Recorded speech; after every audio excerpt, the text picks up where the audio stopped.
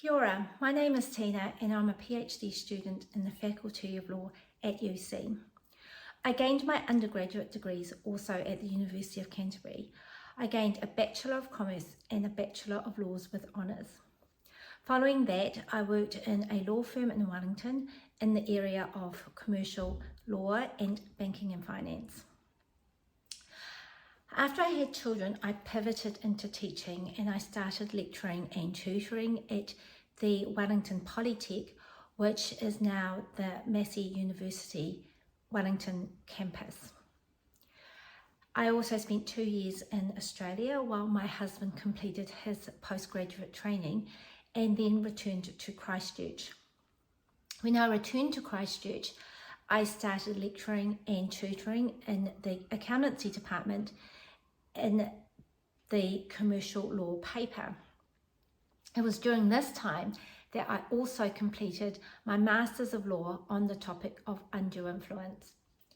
After gaining my Masters, I started tutoring in company law in the law school. And it was at this time that Richard Scragg, who was the Dean and Head of Law, asked me if I would consider lecturing immigration law for the Immigration and Refugee Law course.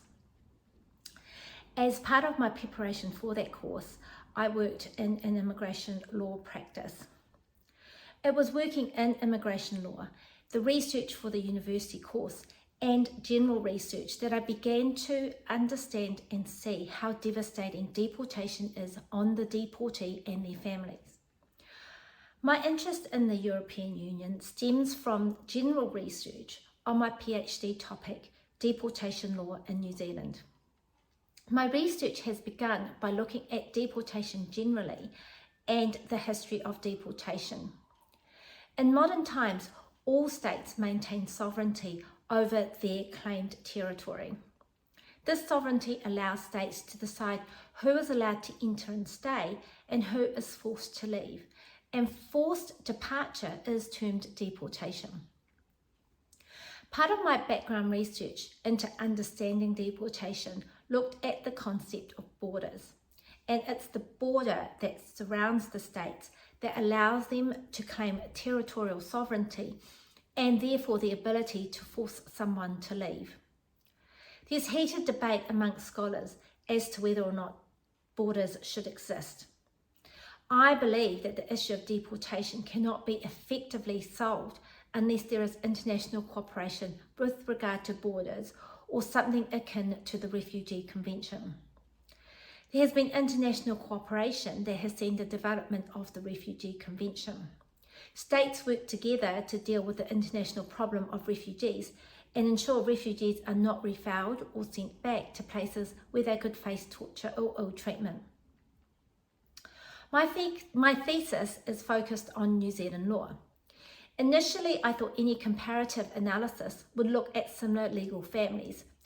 So they are countries that are similar to New Zealand in that they've got an Indigenous population and that population was disrupted by colonisation. However, the EU will provide a really interesting point of focus because of the low or open borders that exist between countries. It will be interesting to look at how the EU countries approach deportation. While New Zealand does not belong to any union with any country, the EU model can provide insight as to how low or open borders in a global arrangement would look like. This is really big picture stuff. It's unlikely that borders will be relaxed or there will be global cooperation with regard to deportation in my lifetime, but a model such as the EU could provide interesting insight and show what could be achieved if countries put their minds to it.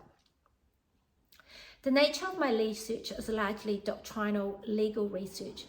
I intend to supplement this research with interviews. Ultimately, my aim is to complete my PhD. Following that, I would like to use the research to create change and help those caught up in the deportation proceedings. Thank you for listening.